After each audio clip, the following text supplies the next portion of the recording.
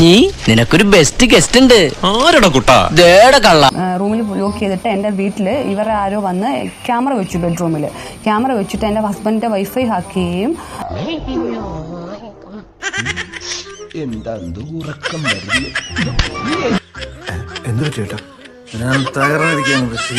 Mail I D hack ചെയ്യുകയും ചെയ്തു. എന്നിട്ട് ഞങ്ങൾക്ക് കോൾ വരുമ്പോൾ അത് കേട്ടോണ്ടിരിക്കുന്നത് ഇവരാണ്. അതായത് അവരാണ് കോൾ എടുക്കുന്നത്. ബേസ്ലെസ് ആയിട്ടുള്ള ഒരു അലിഗേഷനാണ്. ഞാനിവരെ നേരത്തെ പറഞ്ഞ പോലെ കാണുകയോ സംസാരിക്കുകയോ ഒന്നും ചെയ്തിട്ടില്ല. നിന്റെ കൂടെ ട്രെയിനിൽ വന്ന ഒറ്റ കാരണം കൊണ്ട് നാട്ടുകാർ നാണം കെട്ടാനാണ് ഞാൻ. പോലീസ് അന്വേഷിച്ചിരിക്കുകയാണ് ഞങ്ങളെ. സാർ, ഇതൊരു കള്ളക്കേസാണ്.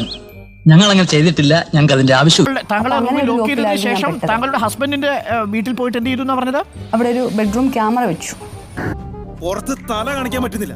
എന്റെ ഇവന്റെ കുടുംബത്തിന്റെ അപമാനം എല്ലാത്തിനും നിന്നെ കൂടെ ഉത്തരം പറയിക്കും.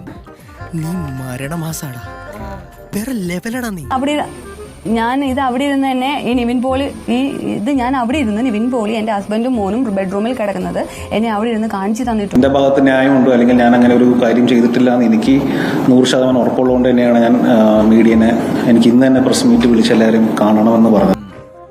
ഒറ്റയ്ക്ക് വഴിവെട്ടി വന്നവനാടാ ഞാൻ. ഒറ്റയ്ക്ക് വന്നവരെ കളിയാക്കുന്നോടാ പാട്ടികളെ. അവൻ മേനോന്റെ മോനാണെങ്കിലും ക്ഷത്രിയ രക്ത എന്റെ കരളുറപ്പ. മരിക്കുന്നെങ്കിൽ അംഗം വെട്ടിയെ മരിക്കും. ഒരു ഒളിച്ചോട്ടത്തിന് ഒരിക്കലും അവൻ തയ്യാറാവില്ല. അതായത് ആ റൂമിൽ വെച്ചിട്ട് ഇവർ എൻ്റെ കൈകളിലാണ്, നീ പറയണ എല്ലാം കേൾക്കണം എന്നും പറഞ്ഞുകൊണ്ട് എന്നെ അവിടെ വെച്ച് കാണിച്ചു തന്നിട്ടുണ്ട്. ഞാൻ തെറ്റൊന്നും ചെയ്തിട്ടില്ല അമ്മേ. അവള് ആ അമ്മ എന്നെ ചതിച്ചതാ. അമ്മയെങ്കിലും എന്നെ വിശ്വസിക്കണം. അപ്പോ നീ തെറ്റൊന്നും ചെയ്തിട്ടില്ലെന്ന് എനിക്കറിയാം. എനിക്ക് നിന്നെ വിശ്വാസമാണ്.